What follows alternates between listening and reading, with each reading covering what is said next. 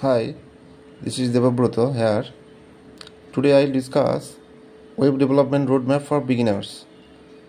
একটা রোডম্যাপের মাধ্যমে দেখানো হয়েছে একটা ওয়েবসাইটকে বা একটা ওয়েব অ্যাপ্লিকেশনকে ডেভেলপ করার আগে করতে হলে কতগুলো স্টেপ বাই স্টেপ এই 8টি স্টেপের মধ্যে দিয়ে আমাদের যেতে হয়। ফার্স্ট হচ্ছে সেটা হচ্ছে ওয়েবসাইট অ্যান্ড ওয়েব সার্ভার্স। এখানে কি হচ্ছে static web server, dynamic web server.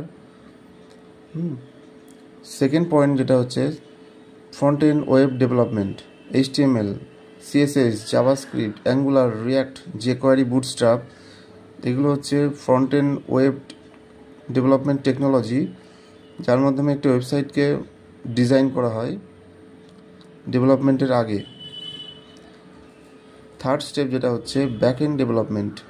In back end development C++, Java, Python, ASP.NET, Node.js, Spring, Boot, Django, এগুলো হচ্ছে ব্যাক এন্ড ডেভেলপমেন্টের মধ্যে পড়ছে। ফোর্থ যেটা হচ্ছে ডেটাবেস ম্যানেজমেন্ট সিস্টেম, যেমন MySQL, MongoDB। ফিফথ পয়েন্ট যেটা হচ্ছে version control system, GitHub, GitLab, Bitbucket, এগুলো হচ্ছে ভার্সন কন্ট্রোল সিস্টেম।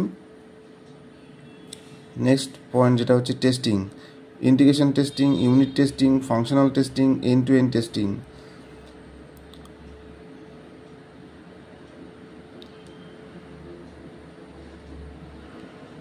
সেভেন্থ যে পয়েন্ট সেটা হচ্ছে ডিপ্লয়মেন্ট অ্যান্ড হোস্টিং। এখানে একটা ওয়েব অ্যাপ্লিকেশনকে সার্ভারে তোলা হয়, ইন্টারনেটে সেটাকে আপলোড করা হয় এবং সেটাকে হোস্টিং করা হয়।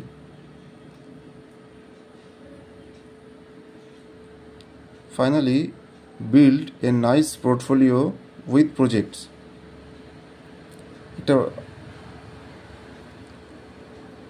একটা portfolio project at last build করা হয়। সুতরাং একটা পোর্টফোলিও প্রজেক্টকে বিল্ড করতে গেলে এই কতগুলো 7টা স্টেপের মধ্যে দিয়ে আসতে হয়। ফার্স্ট হচ্ছে website and web servers, front end web development, back end development, database management system, version control system, testing, and finally deployment and hosting. চ্যানেলটি যদি ভালো লাগে অবশ্যই সাবস্ক্রাইব করবেন এবং ভিডিওটিকে লাইক করবেন।